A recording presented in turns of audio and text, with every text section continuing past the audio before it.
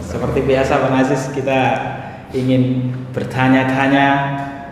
Yang seperti teman-teman saksikan, akhir-akhir ini kita menemukan berbagai info-info baru seputar KM50, seputar CCTV, khususnya kita hidup kembali soal CCTV dan KM50 ini saat mengemukannya kasus Bapak Ferdi Sambo, dan ternyata kaitannya dengan KM50 ini sangat erat sekali, terutama terbongkarnya soal CCTV Bapak Ferdi Sambo.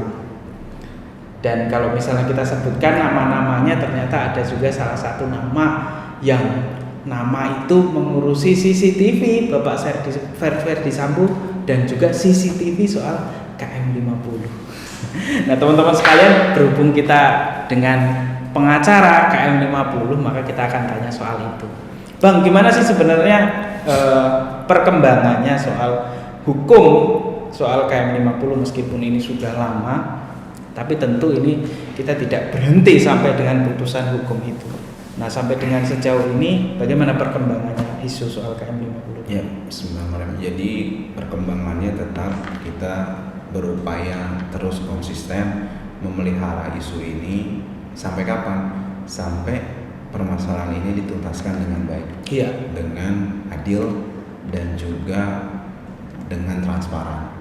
Kenapa saya katakan transparan itu penting? Karena memang banyak ketidaktransparan dalam beberapa proses, sehingga hukum itu ya dijadikan sesuatu untuk melegitimasi.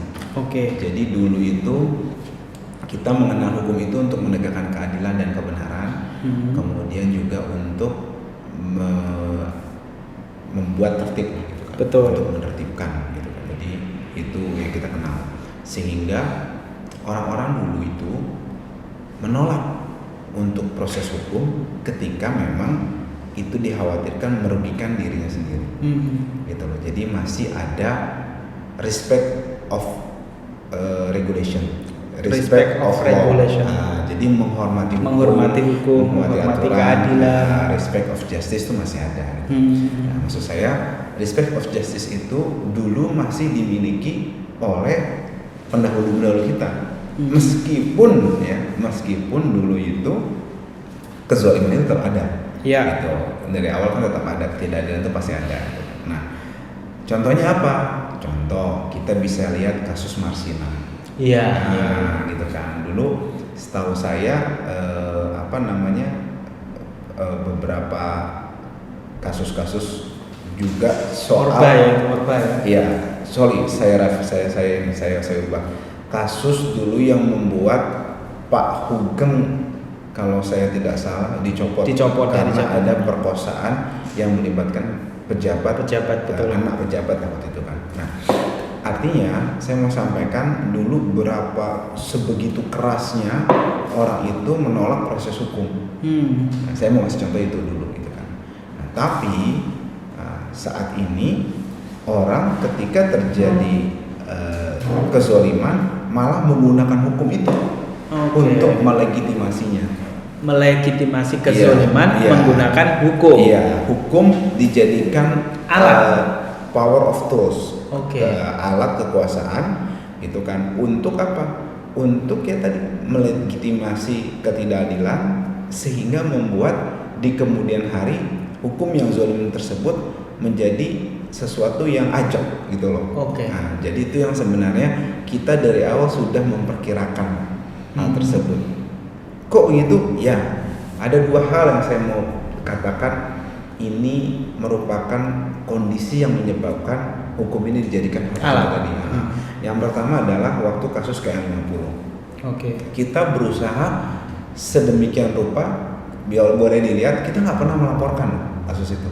Nggak pernah melaporkan pihak kepolisian. Karena kenapa? Kita memang konsentrasinya ke penegakan hukum melalui Undang-Undang 26 tahun 2000. Karena ini ada pelanggaran HAM berat ke Komnas HAM, gitu kan. Nah, tapi entah bagaimana sedemikian rupa proses pelaporan itu berjalan. Siapa yang lapor kita juga nggak paham. Memang sih. Gimana tadi Bang?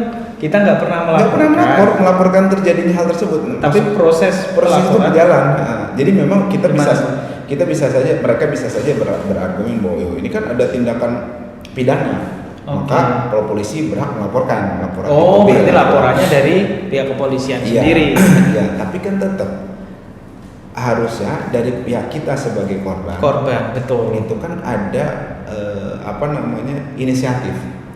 Seharusnya ketidakinisiatifan kita itu menjadi tanda tanya, ada apa gitu loh. Nah, karena memang kita sudah mencium endingnya bakal kayak gini. Iya. Gitu kan. Endingnya bakal kayak gini gitu. Endingnya bakal kita jadi bulan-bulanan, kita bakal disuguhkan dan disajikan sesuatu yang yang lucu-lucuan aja lah gitu loh maksudnya. Yang nggak masuk akal gitu. Kalau nanti saya sebenarnya sudah berulang kali dan berulang waktu menyampaikan apa sih yang menjadi objek kenapa saya katakan itu dagelan itu kan. Nah, tapi ntar saya ulas sedikit lah supaya terus ingat dan juga kita bisa geli-geli sendiri lah ketawa gitu loh. Iya gitu kan. Nah, kedua adalah soal pembubaran FPI. Itu menarik. Tapi sebelum ke sana, Bang Aziz, maksudnya saya mau sampaikan dulu. Masih ada kaitannya. Itu menjadi contoh. Kenapa? Nah, waktu pembubaran itu kan mereka sedemikian rupa mencari celahnya kan. Akhirnya karena keburu waktu juga kan, udah pembubarannya pakai SKB dulu gitu kan. Nah, dengan harapan, saya tahu nih otak-otak jahat mereka ini kan. Dengan harapan kita gugat Tun. Kita nggak terima, kita gugat. Habis itu setelah digugat kita kalah, pasti kalah. Ya, minimal di pengadilan tinggi pasti kalah kita. Dibandingnya ya, PT Tun pasti kalah. Kalau di Tunnya, bukan saya sombong, cuma saya belum pernah di Tun itu kalah, belum pernah gitu kan. Di Tun pengadilan awal ya, saya belum pernah kalah. Bahkan kasus Habib Bahar yang politik kita menang juga gitu kan. Gitu ya. Nah, jadi kalau di PT ke Pengadilan Tata Usaha Negara, tim kami ini bukan sombongnya belum pernah kalah gitu. Belum pernah kalah. Kita kalah di Tun itu belum pernah kalah gitu kan. Cuma kalau di PT itu dibanding yang nggak persidangan nggak terbuka, ya iyalah kita jadi bulan-bulanan semua. Iya. Jadi saya mau sampaikan bahwa itu memang dipancing untuk itu. Nah, kita nggak mau lah, ngapain? Nanti kita masuk ke jebakan Batman gitu kan, makanya kita diemin aja. Habis itu mereka sedemikian rupa mencoba gato-gatoin gitu, nyambungin ke kasus Habib Rizik. Mentah juga alhamdulillah. Kemudian ke kasusnya Pak Haji Munarman, mentah juga. Jadi FPI mau dikait-kaitkan supaya jadi objek kriminal, sehingga membuat legitimasi pembubaran FPI jadi sah. Belum cukup juga belakangan ini kemarin ada teroris katanya kan, dikait-kaitkan lagi sama FPI gitu kan. Jadi memang seperti itu gitu. Dan saya bingung energi bangsa ini habis begitu-gituan gitu loh maksudnya. Yang saya mau tanyakan beberapa kali di acara podcast juga. Saya bicara FPMHT aja lah yang mereka simpul kemarin. Ini sebenarnya ada khusus nanti sebenarnya. Maksudnya apa sih sebenarnya yang merugikan itu apa? Gitu. Jadi sehingga sedemikian rupa daya upaya buat itu gitu kan. Menurut saya sebenarnya energi itu bisa dipakai buat OPM kan gitu kan. Kemudian buat mangkas hutang-hutang, buat mikir bersama bagaimana nih hutang supaya nggak nambah, gimana supaya lapangan kerja banyak dibuka, bukan lapangan kerja buat TKA asing kan begitu. Tenaga kerja asing maksudnya. Nyambung lagi sebenarnya kasus Borowali. Jadi banyak ini sebenarnya kita. Jadi maksudnya saya balikin lagi tadi bahwa soal KM50 itu kita jadi menduga awalnya memang bukan seperti itu. Memang untuk melegitimasi gitu kan. Tapi tetap kita tolak dan alhamdulillah waktu itu ada perjalanan sidang Habib Bahar juga kan soal yang terkait dengan KM50. Di situ terbuka juga lagi soal visum gitu kan, kemudian soal kondisi mayat gitu kan, soal siksaannya gitu kan. Kemudian juga yang saya mau ulas nih tadi, kita lihat sederhana aja di putusan itu ya ada mobil PWQ. Ada mobil viral itu ya, warna Avanza warna hitam. Dijadiin barang bukti, ada dimuat, tapi nggak pernah dibahas. Nah, saya bingung ini gimana? Itu jelas-jelas kan sebenarnya kejadiannya begini. Kejadiannya dua mobil pengawal Habib, satu Chevrolet Spin, satu Avanza warna Xenia warna silver. Dikejar-kejar, dikuntit gitu kan oleh beberapa mobil. Nah, di voice terdengar beberapa kali yang intens mengejar itu PWQ sama KJD sama K belakangnya ER, 3 mobil itu aja. Oke. Ini sebenarnya ada di voice semuanya gitu kan. Nah, kalau misalnya skenarionya gitu, ini saya bongkar karena udah terjadi ya. Kalau misalnya skenario itu 3 mobil itu terus terlibat di putusan itu ada sebagai mobil yang mengejar itu, mau itu polisi kayak siapa kayak terserah deh, mau yang sekarang jadi tersangka yang bebas terserah. Yang penting 3 mobil itu benar-benar konsisten mengejar ini dua mobil ini dan ada di putusan, gitu kan? Itu selesai semua. Artinya apa? Lumayan sempurna, gitu kan? Tapi alhamdulillah Allah punya makar. Konyolnya mereka menjadikan mobil K itu sebagai yang ngejar. Yes, mereka akuin. Nah, habis itu PWQ mereka nggak bahas. Mereka sita itu jadi barang bukti, tapi nggak disebut siapa makhluk yang nyupirnya, apa perannya, kok bisa disita, nemu di mana tuh mobil disita gitu loh. Nggak dijelasin, gitu kan? Ini kan tanda tanya, nggak ikut ngejar juga lagi. Iya. Ini kan tanda tanya. Yang kedua, yang ketiga lanjutnya. KJD lebih parah lagi. KJD dituduh sebagai mobil orang pengawal Habib itu. Padahal sudah jelas. Padahal KJD itu yang ngejar. Mobil ya. Saya kasih tahu nih, saya buka nih. Mobil yang jadi temannya Chevrolet Spin yang naas itu B20 ULY. Itu yang korbannya itu kan? Yang selamat. Yang selamat yang keluar ya. Silver. Nah, itu jelas. Orang semua seragam, voice, terus rombongan Habib semuanya, dan kita punya dokumentasinya, gitu loh, jelas gitu loh. Akhirnya mobil yang mereka pakai itu ada itu, gitu kan. Nah, cuma menurut skenario, itu dibuat yang aja cuma KL sama mobil lainnya gitu kan lucu, nggak masuk akal gitu loh. Nah, itu sedikit yang saya mau sampaikan soal mobil gitu kan, belum lagi soal otopsi apa segala macam. Nah, soal mobil tadi kita selesaikan. Jadi 2 mobil yang ada di BAP itu tapi tidak pernah tersentuh. Yang KJD itu dituduh mobilnya pengawal Habib. Yang PWQ itu nggak dibahas oleh Komnas HAM aja. Sama sekali nggak dibahas. Dibahas oleh Komnas HAM untuk diungkap. Oke. Sampai sekarang ya begitu-begitu aja. Nggak ada pembahasan soal itu. Nggak ada. Nah, menurut Bang Aziz, kira-kira itu milik siapa? Atau ada informasi nggak 2 mobil? Itu milik yang mengejar lah. Iya, maksudnya siapa yang mengejar? Wallahu a'lam. Kan katanya yang ngejar polisi, tapi polisi nggak ngerasa ngejar. Berarti ada makhluk astral yang ngejar lain. Luar biasa ya. Hukum kita ini ada makhluk astral segala ya. Luar biasa. Karena harus sempurna nih. Nah, sekarang kan bingung. Mau pakai argumen mana udah tertuang soalnya di putusan kan. Jadi mau revisi apa yang saya katakan ini susah juga. Susah gitu kan. Masa mau merubah putusan mau dianulir kan mana-mana. Menarik. Jadi memang menurut saya kalau kita bicara keadilan, semuanya itu dimulai yang pertama tadi harus transparan, harus terbuka apa adanya. Nah, baru setelah itu Anda punya kekuasaan, terserah saya nggak mau putusin ini atau Anda putuskan mereka benar, nggak apa-apa. Yang penting transparan dulu gitu maksud saya. Ini udah nggak transparan, memasakkan melegitimasi putusan untuk mencapai apa yang mereka inginkan. Ya, ini kan namanya memperkosa keadilan. Betul. Nah, jadi menurut saya hal-hal tersebut sebenarnya masyarakat sudah tahu, sudah cerdas gitu kan. Jadi ya kalau nggak mau jadi bahan tertawan ya diakui dulu lah gitu loh seperti apa sih kondisinya.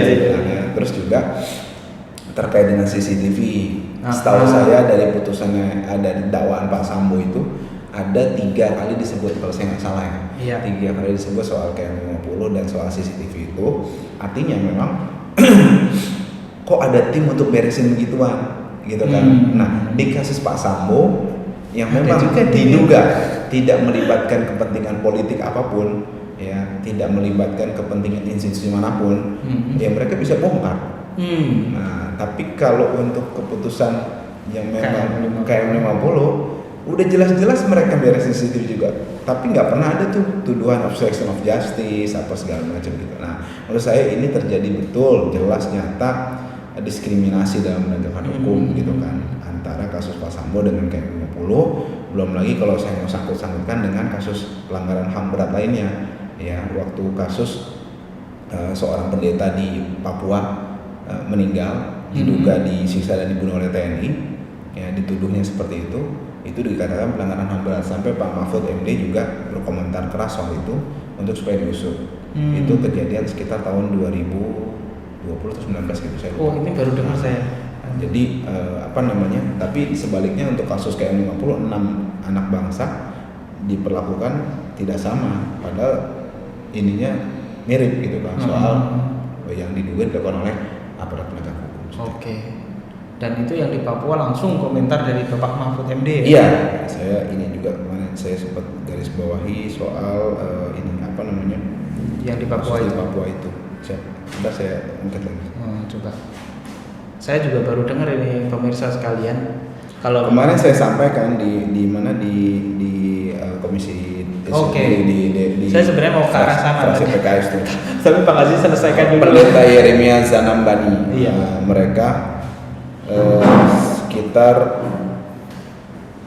bulan November 19 September 2020 ya sekitar 2 Komnas HAM sebut anggota TNI diduga terlibat membunuh pendeta Yeremia di Papua. Oke. Artinya itu Komnas HAM yang bilang langsung ya? Iya, mereka kategorikan ini pelanggaran HAM berat dan masuk kepada Undang-Undang 26 tahun 2000 misalnya. Satu pendeta ya, ini dibandingkan dengan 6 nyawa, tapi 6 nyawa ini nggak ada komentar. Ya, kita bukan orang yang iri, yang modelnya iri kan ada yang pertama kita pengen nikmat orang itu hilang dari itu orang, pindah ke kita. Tapi kita kan pengen adil. Atau yang kedua kita pengen nikmat orang itu nggak hilang, kita juga nggak hilang, gitu kan?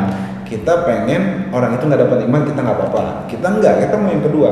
Dia dapat itu, kita dapat itu juga dong. Ya adil lah.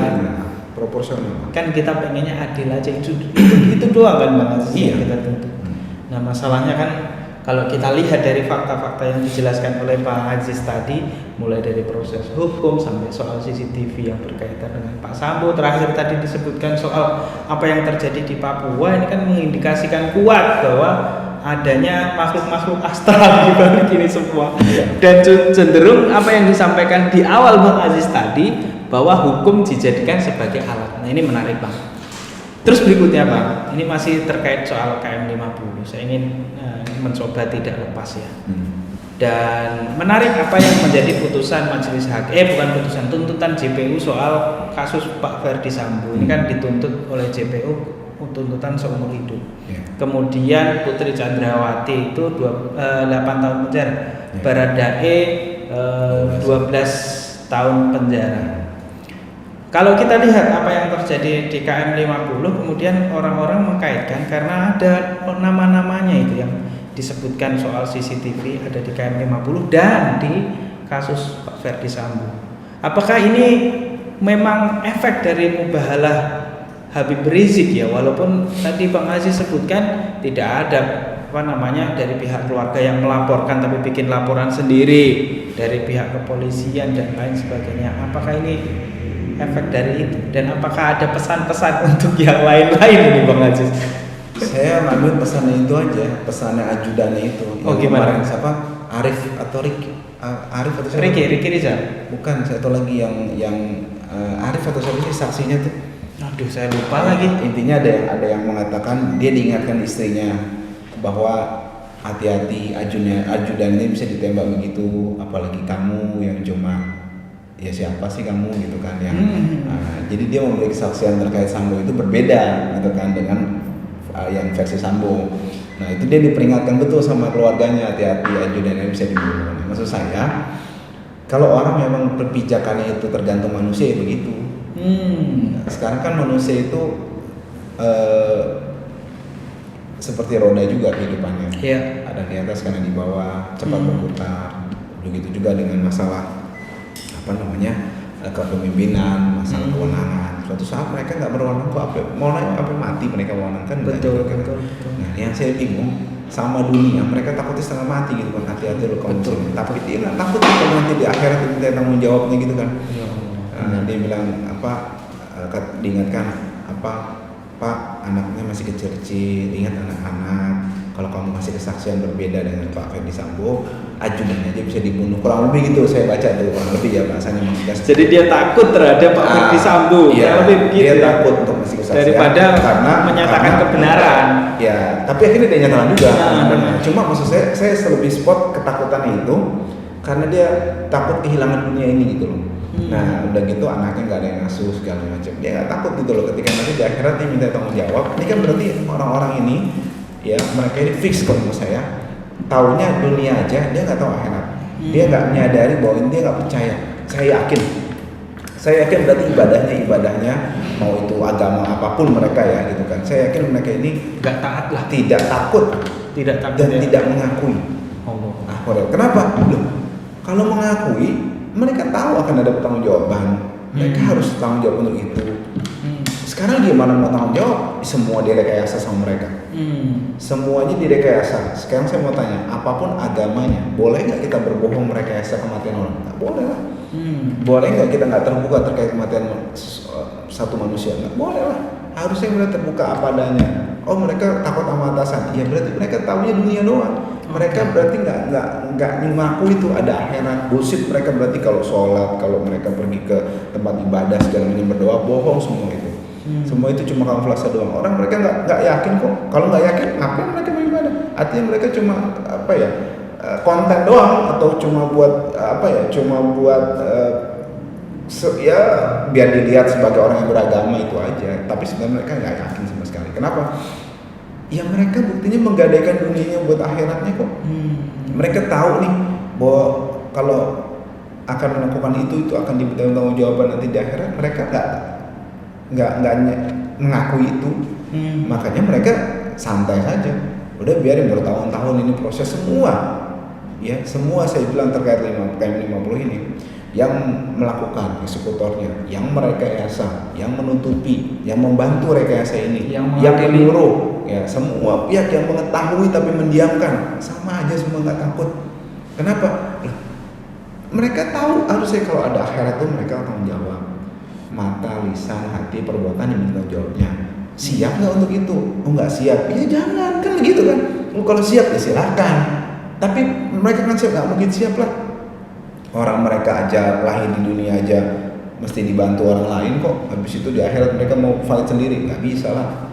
Gitu. Maksud saya udahlah. Berarti mereka itu memang semuanya nggak mengakui akhirat. Dan nggak heran ketika mayoritas pengurus dari negara itu seperti itu, ya rusak lah. Hancur. Karena berapa? Mereka nggak ada yang ditakutin. Seperti kata Gus Dur kan, almarhum. Korea Utara Selatan maju karena takut sama Korea Utara, ya Amerika maju karena takut komunis dan sebagainya gitu kan dan sebagainya. Tapi kita jangan nggak ada yang takutin, nggak ditakutin. Ya. Iya seperti itu. Luar biasa. Dan menarik yang disampaikan oleh Pak Aziz Yanuar itu kalau saya tangkap ini sebenarnya memberikan pesan lah kepada semua orang yang mungkin terindikasi terlibat baik eksekutor baik kemudian yang mengadili dan orang-orang yang melihat bahkan mendiamkan ini.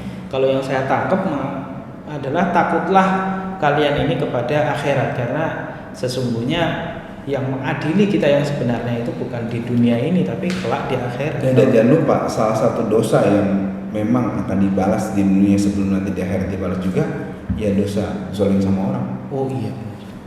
Itu bisa cash close langsung ya itu. Antum lihat bagaimana dulu, saya nggak usah jauh-jauh, saya nggak sebut nama nih ya. Bagaimana dulu ada pemimpin luar biasa, ya bangsanya dijadiin budak, dari bangsa lain dia juga ridho. Habis itu lawan-lawan politiknya dihabisi tanpa keadilan, antara lain Pak Amir Syarifuddin di penjara tanpa hak segala macam, ya kan. Padahal itu sahabatnya, belum Kartosuwiryo apa segala macam diperlakukan tidak adil keluarganya, gitu kan. Menurut versi mereka, gitu kan. Kemudian kita lihat akhirnya gimana? Akhirnya kita tahu sendiri. Kita sama-sama. Saya nggak sebut siapa yang di sini. Maksud saya cuma kita sama-sama tahu bahwa kezaliman itu akan dibalas. Gitu. Sebelum di akhirat dunia dibalas dulu nantinya gitu kan. Dan jangan lupa berulang nantinya gitu kan. Dan maksud saya sebelum semua terlambat, ayolah kita sadari semuanya, sadar dulu. Habis itu baru kita ubah semuanya, transparan, akui, ayo bareng-bareng seperti itu. Dan tentunya kita juga, Bang Aziz tentunya juga orang hukum juga tidak akan menuntut lebih kecuali daripada hukum yang memang berlaku kan Bang Aziz di negeri ini.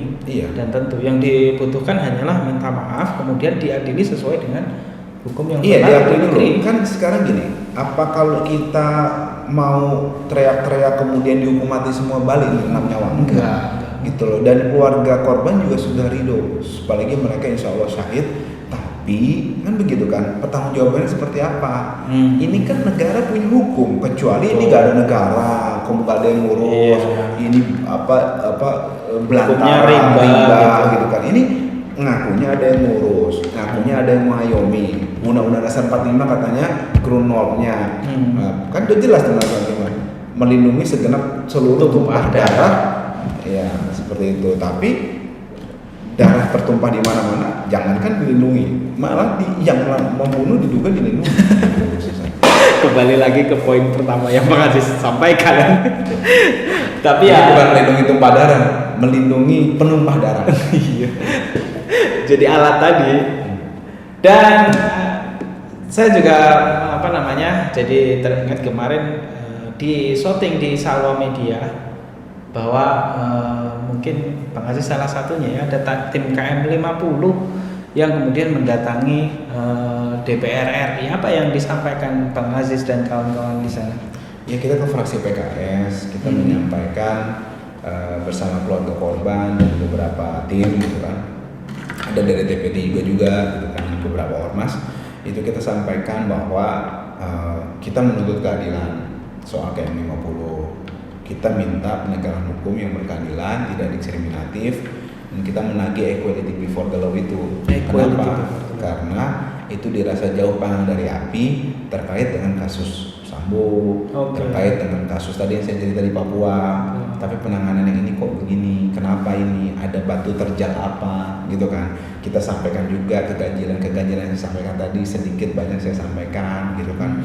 Kemudian juga beberapa poin yang memang dirasa perlu diketahui oleh anggota dewan yang terhormat itu, ya kita sampaikan, gitu kan? Kita mengetuk hati mereka supaya kita sama dulu dari satu persepsi, satu visi misi. Kayak barang-barang kita mau mendapatkan keadilan yang benar gitu kan untuk rakyat Indonesia. Ini bukan untuk anggota dewan itu, ini bukan untuk kita, tapi ini tuh keluarga korban yang memang butuh keadilan itu gitu loh. Ya, kalau misalnya memang kita terhadap ketidakadilan diam, jangan heran ntar kezaliman di mana-mana. Nah, makanya salah satunya kan kita kesana mengajak itu juga ini teman-teman di media perjuangan tadi ini kan juga sama pejuang. YouTuber pejuang. Iya, YouTuber itu media kan? Iya. Karena media kan ada yang mainstream, anti mainstream. Ya kalau mainstream itu kan tergantung pola pikir. Menurut kita mainstreamnya ini gitu ya. Menurut saya yang nggak sejalan dengan kita itu yang nggak mainstream. Kenapa? Ya karena mereka mainstreamnya ini sih mainstream bayaran. Terus jadi ya kita di sini mengajak gitu kan untuk mari kita suarakan keadilan, mari kita angkat keadilan, mari kita minta keadilan ini, tapi tentu saja dengan kanal-kanal yang konstitusional. Ini kan yang dilindungi undang-undang, gitu kan. Jadi kita juga nggak serampangan. Kita tetap membuktikan bahwa memang kita konsisten, meskipun kita diperlakukan tidak adil, tapi kita jangan berlaku tidak adil terhadap orang-orang yang zalim tadi. Luar biasa sekali pesannya Bang Aziz Yanuar nih ya. Ngomong-ngomong itu diterima selain PKS ada lagi nggak? Apa diajukan ke itu komisi berapa sih?